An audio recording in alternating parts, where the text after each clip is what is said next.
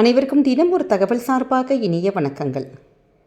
இன்றைக்கி நம்ம பார்க்க போகிற பதிவு நாளை வந்திருக்கக்கூடிய சக்தி வாய்ந்த ஆடி அமாவாசை.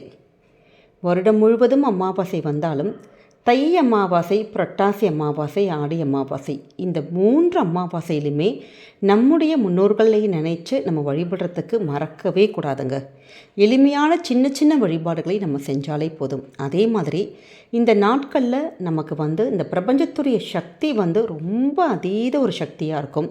குலதெய்வத்துடைய அனுகிரகம் நமக்கு கிடைப்பதற்கான மிக முக்கியமான ஒரு நாளும் கூட. அப்படிப்பட்ட சக்தி வாய்ந்த ஆடி அமாவாசையான நாளைக்கு எதை மறந்தாலும் சரி, இந்த 2 விஷயத்தை மட்டும் மறக்கவே மறக்காதீங்க. குலதெய்வத்துடைய அனுகிரகம் பரிபூர்ணமாக கிடைப்பதற்கான நாள். அப்படிப்பட்ட மிக முக்கியமான ஒரு பதிவு தான் இன்றைக்கி நம்ம தெரிஞ்சுக்க போகிறோம். பதிவுகளை போகிறதுக்கு முன்னாடி நம்முடைய சேனலை சப்ஸ்கிரைப் பண்ணாமல் பார்த்துட்ருக்கோங்க, கண்டிப்பாக சப்ஸ்கிரைப் பண்ணிக்கோங்க. அப்போ தான் எங்களுடைய எல்லா நல்ல நல்ல பதிவுகளுமே உடனுக்குடனே வரும். பக்கத்தில் இருக்கக்கூடிய பெல் பட்டனை மறக்காமல் கிளிக் பண்ணிக்கோங்க. இப்போ பதிவை பார்க்கலாம். அமாவாசையிலே மிக முக்கியமான அமாவாசை ஆடி அமாவாசை. அதனால தான் நம்ம வருடம் முழுவதுமே கூட பித்தர்களுக்கான காரியத்தை தவறுறவங்க இது மாதிரி ஆடி அமாவாசை நாட்களில் நம்ம செஞ்சோன்னா அதற்கான முழு பலன் கிடைக்கும் நம்ம சொல்லிக்கிட்டே இருக்கோம். எதுக்காக இப்படி அமாவாசையில் நம்ம முன்னோர்கள் நம்ம நினைக்கணும், நம்ம தர்ப்பணங்கள் கொடுக்கணுங்கிறத முதல்ல தெரிஞ்சுக்கணுங்க. மாதா, பிதா, குரு, தெய்வம், அப்படி நமக்கு வழிபட வேண்டியவங்க தான் நமக்கு முதல்ல நமக்கு சொல்லி கொடுக்கப்பட்டிருக்கு. அதாவது நம்ம இந்த உலகத்துக்கு வரத்துக்கு காரணமான தாய் தந்தையரை தான் நம்ம முதல்ல வணங்கணும். அவங்களுடைய ஆசீர்வாதங்கள் பெறணும். அதற்கப்புறம் தான் குரு, அதற்கப்புறம் தான் நமக்கு தெய்வம் கூட. அப்படிப்பட்ட அவர்களுடைய ஆசீர்வாதங்கள் நமக்கு என்றைக்குமே இருக்கணும். நம்ம அம்மா அப்பா உயிரோடு இருந்தால் நம்ம எப்படி அவங்கக்கிட்ட ஆசீர்வாதங்கள் வாங்குவோம், அதே மாதிரி தான் அவங்க மறைஞ்சதுக்கப்புறம், அதாவது அவங்க இறந்து போனதுக்கப்புறம் கூட அவங்களுடைய ஆத்மாவானது நம்ம கூடவே இருந்து நம்மை ஆசீர்வதிப்பதாகவே நினச்சி அவங்க நமக்காக செஞ்ச எல்லா நல்லது விஷயங்கள், நமக்கு எல்லா விஷயங்களுக்குமே நம்ம நன்றி தெரிவிக்கக்கூடிய ஒரு நாள் தான் இந்த அமாவாசை. ஒருத்தவங்க உயிரோடு இருக்கிறப்ப எப்படி அவங்களுடைய பசியை போக்குறதுக்காக நம்ம உணவு கொடுக்குறோமோ, அதே மாதிரி தான் இறந்த பிறகும் நம்ம அளிக்கக்கூடிய அந்த பிண்ட தர்ப்பணமானது எள்ளும் தண்ணீரும் தான். அதுதான் நம்முடைய முன்னோர்களுக்கான உணவு. அதை நம்ம கரெக்டாக நம்ம செய்யாமல் ஒவ்வொரு மாதமும் வரக்கூடிய இந்த அமாவாசை நாட்கள், வருடத்தில் வரக்கூடிய அமாவாசை நாட்கள், இது மாதிரி நம்ம சரிவர செய்யாமல் இருந்து போயிட்டு திதியெல்லாம் மறந்து போய் கொடுக்காமல் போனால் அவங்க பசியோடு கஷ்டப்படுறாங்க பார்த்திங்களா. அப்போ அவங்க மனசு அப்படி கோபமாக ஒரு வருத்தமாக மாறிடுது. அதுதான் நமக்கு பித்ரு தோஷங்களாக, பித்ரு சாபங்களாக மாறி குடும்பத்தில் பலவித கஷ்டங்களுக்கு நம்ம ஆளாகிறோம். அதனால தான் இது மாதிரியான அமாவாசை நாட்களில் பித்ருக்களுக்கான காரியங்கள் செய்யுங்க, தர்ப்பணங்கள் பண்ணுங்கள், அன்னதானங்கள் செய்யுங்க அப்படின்னு சொல்லிட்டு இருக்கோம். அப்படி நம்முடைய வாழ்க்கையில் நாளைக்கு வந்திருக்கக்கூடிய இந்த ஆடி அமாவாசை நாட்களில் நம்ம எளிய முறையில் சின்ன சின்ன விஷயத்த பண்ணாலே போதுங்க. நாளைக்கு இந்த மிக முக்கியமான 2 விஷயத்தை தவறக்கூடாது. ஏன்னா எப்படி பித்தர்களுடைய வழிபாடுகள் முக்கியம்னு சொல்லிட்டு இருக்கோமோ, அதே மாதிரி தான் இந்த பிரபஞ்சத்துடைய சக்தியும் சரி, நம்முடைய குலதெய்வத்துடைய அனுகிரகம் நமக்கு கிடைப்பதற்கான ரொம்ப ரொம்ப அற்புதமான ஒரு நாள் தான் அமாவாசை நாள். நாளைக்கு குளிக்கக்கூடிய தண்ணீரில் இந்த 2 விசேஷ பொருட்களை மட்டும் கலந்து குளித்தாலே போதும். நம்மக்கிட்ட இருக்கக்கூடிய கெட்ட எண்ணங்கள், கெட்ட அழுக்குகள், வேறு ஏதாவது ஒரு பொறாமை குணமாக இருக்கட்டும், கண்திருஷ்டியாக இருக்கட்டும், அப்படி மாற்றி மாற்றி உடம்பு நிறைய பேருக்கு அசதியாக இருக்கும். அது மாதிரியான விஷயங்கள், இந்த நெகட்டிவ்ஸ் எல்லாமே ரிமூவ் ஆகி நல்ல ஒரு பாசிட்டிவ் வைப்ரேஷன் நம்மை சுற்றி எப்பயுமே இருந்துக்கிட்டே இருக்கும். இதுக்கு என்ன சேர்க்கணும் அப்படின்னு கேட்டிங்கன்னா, 2 கல்லுப்பும் கொஞ்சோண்டு மஞ்சள் பொடியும் தான். நாளைக்கு வியாழக்கிழமையோடு வந்திருக்கிறதுனால இந்த மஞ்சள் அந்த பொடியை கலந்து குளித்தா இது குருவுடைய ஒரு அம்சம். நம்ம குடும்பத்தில் நல்ல ஒரு மங்களங்கள், நமக்கே நல்ல ஒரு சுப நிகழ்வுகள், நல்ல எல்லா விஷயங்களும் பாசிட்டிவாக நடக்கிறது. இது மாதிரி நம்முடைய வாழ்க்கையில் எல்லாமே நல்ல விஷயமாகவே நடக்கும்.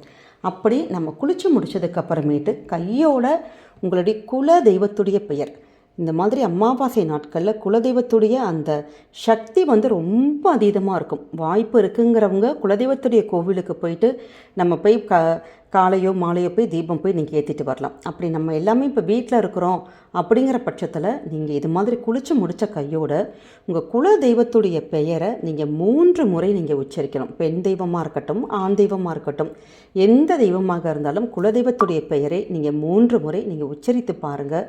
கண்டிப்பாக நமக்கு எந்தவித கஷ்டங்களும் எந்தவித துர்சக்திகளும் நம்மை நெருங்காதுங்கிற ஒரு ஐதீகம். இப்போ குல தெய்வமே எங்களுக்கு தெரியலமா அப்படிங்கிறவங்க ஓம் குல தேவதாயை நமக, ஓம் குல தேவதாயை நமக அப்படிங்கிற அந்த ஒரு மந்திரத்தை நீங்கள் 3 முறை நீங்கள் சொன்னாலே போதும். குலதெய்வம் என்றைக்குமே நம்ம கூடவே இருந்து காக்குங்கிற ஒரு ஐதீகம் இருக்குது. அதுவும் சக்தி வாய்ந்த ஆடி அமாவாசை நாளில் இந்த ஒரு வார்த்தை, இந்த ஒரு மந்திரத்தை மட்டும் சொல்ல தவறவே தவறாதீங்க. நம்முடைய கமெண்ட் செக்ஷனில் ஓம் குலதெய்வதாயை நமகங்கிற மந்திரத்தை பதிவிடுங்க. இல்லாட்டி உங்கள் குலதெய்வத்துடைய பெயரை சொல்லுங்கள். நிச்சயமாக குலதெய்வத்துடைய அனுகிரகம் உங்களுக்கும் உங்கள் குடும்பத்துக்கும் பரிபூர்ணமாக கிடைக்குங்க. அடுத்த மிக முக்கியமான ஒரு விஷயம் என்னன்னு கேட்டிங்கன்னா, நாளைக்கு இந்த பித்திருக்களுடைய காரியங்கள், மதியான படைகள், காக்காக்கு சாதம் வைக்கிறது, இது எல்லாமே முடித்ததுக்கப்புறமேட்டு மாலை நேரத்தில் நம்ம ஒரு 5:30லேருந்து ராத்திரி ஒரு அதிகபட்சமாக ஒரு 7-7:30 மணிக்குள்ளே நம்முடைய நிலை வாசலில் ஏற்றக்கூடிய மிக முக்கியமான ஒரு தீப வழிபாடு. ஏன்னா நம்ம இந்த மாதிரியான அமாவாசை நாட்களில் குலதெய்வத்தை வேண்டி நம்முடைய நிலை வாசலில் இந்த ஒரு தீபத்தை ஏற்றினாலே போதும், கண்டிப்பாக குலதெய்வத்துடைய அனுகிரகமானது பரிபூர்ணமாக கிடைக்கும். நாளைக்கு வியாழக்கிழமையோடு வந்திருக்கிறதுனால உங்கள் வீட்டில் சின்னதான ஒரு பித்தளை தட்டு அது மாதிரி எடுத்துக்கிட்டு அதில் உங்கள் கிட்ட இருக்கக்கூடிய வாசனையான பூக்கள் எடுத்துக்கலாம். இல்லை வேப்பிலை எங்களுக்கு இருக்குது அப்படின்னா தாராளமாக வேப்பிலை எடுத்துக்கலாம். ஏன்னா இந்த ஆடி மாதம் முழுக்க முழுக்க அம்மனுடைய மாதம் தான். அப்போ வேப்பிலை ஒரு 2 குப்பு வச்சுக்கோங்க. அப்படி வேப்பிலை கிடைக்காட்டியும் பரவாயில்ல, என்ன உங்கள் கிட்ட பூக்கள் இருக்கோ நீங்கள் அதை எடுத்துக்கோங்க. கொஞ்சமாக ஒரே ஒரு கைப்பிடி மட்டும் அரிசி எடுத்துக்கிட்டு அதில் ஒரு பிஞ்சு மஞ்சள் மட்டும் நம்ம லைட்டாக பரப்பிட்டு அந்த அரிசியும் மஞ்சளும் அந்த கலந்த கலவை மேலே ஒரே ஒரு அகலில் நல்லெண்ணெய் தீபம் மட்டும் நீங்கள் ஏற்றுங்க.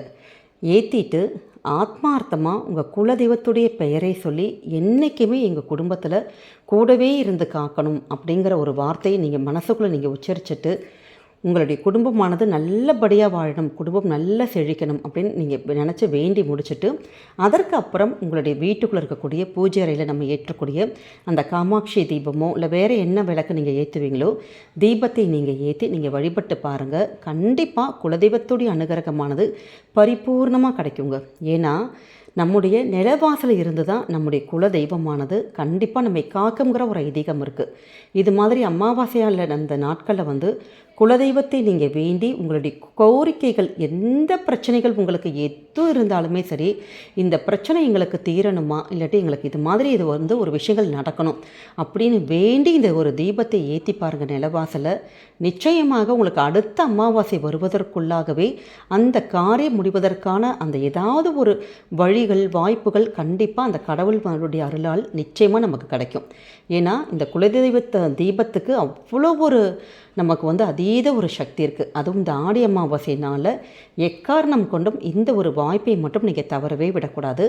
நீங்கள் தீபம் தானாகவே மலையேறட்டும். இந்த அரிசி மஞ்சள் கலந்து வச்சுருக்கோம் பார்த்திங்களா, இதை நம்ம என்ன செய்யணும் அப்படின்னு கேட்டிங்கன்னா, கையோட நீங்கள் கொஞ்சம் லைட்டாக மிக்சியில் போட்டு நுணுக்குனிங்கன்னா இந்த 1க்கு 2 அப்படி உடையும் பார்த்திங்களா, அந்த அரிசியை எடுத்து உங்களோட வீட்டு வெளியில் வாசலில் எங்கேயாச்சும் செடி அந்த மரம் இருந்ததுன்னா மரத்துக்கு கீழே நீங்கள் போட்டலாம். இல்லாட்டி கையோடு நீங்கள் இந்த நம்முடைய மொட்டை மாடி பால்கனியில் எங்கேயாவது காக்கைக்கோ குருவிக்கோ அந்த உணவுகள் நீங்கள் தானமாக கொடுத்துடலாம். இப்படி செய்வதன் மூலமாக அன்றைய நாள் நம்ம ஒரு உயிருக்கு அன்னதானம் செய்ததற்கான புண்ணியமும் கண்டிப்பாக கிடைக்கும். அதனால் ஒரு எளிமையான ஒரு விஷயத்துக்குள்ளே எவ்வளோ ஒரு சூக்ஷ்மமான மெத்தட்ஸ்லாம் இருக்குது பாருங்கள். அதனால் சின்ன சின்ன ஒரு வழிபாடுகள் தான், ஆனால் நம்பிக்கையோடு இந்த ஒரு விஷயத்தை செய்யுங்க. கண்டிப்பாக குலதெய்வத்துடைய அனுகிரகத்தால் நீங்கள் என்ன வேண்டுதல் வச்சாலும் நடக்கும். குடும்பமானது தழைக்கும், குடும்பம் அடுத்த ஒரு முன்னேற்றத்துக்காகும். அப்படி பல விஷயங்கள் குடும்பத்தில் நமக்கு நல்லது மட்டுமே நடந்துகிட்ருக்குங்க. கண்டிப்பாக செஞ்சு பாருங்கள், என்றைக்குமே நல்லது மட்டுமே நடக்கும். இந்த ஒரு பதிவு கண்டிப்பாக உங்கள் எல்லாருக்குமே பிடிச்சிருக்கும்னு நினைக்கிறோம். பிடிச்சிருந்தால் மறக்காமல் ஃப்ரெண்ட்ஸ் அண்ட் ஃபேமிலி மெம்பர்ஸ்க்கு ஷேர் பண்ணுங்கள், அவங்களும் இதை பார்த்து பயன்பெறட்டும். நம்முடைய சேனலில் நிறைய பேர் நீங்கள் சப்ஸ்கிரைப் பண்ணாமல் பார்த்துட்ருக்கீங்க. நீங்கள் சப்ஸ்கிரைப் பண்ணி உங்களுடைய ஆதரவுகள், சப்போர்ட்டுகள் என்றைக்குமே எங்களுக்கு கொடுக்கணும். மீண்டும் வேறொரு நல்ல பதிவோடு உங்களை சந்திக்கிறோம். நன்றி, வணக்கம்.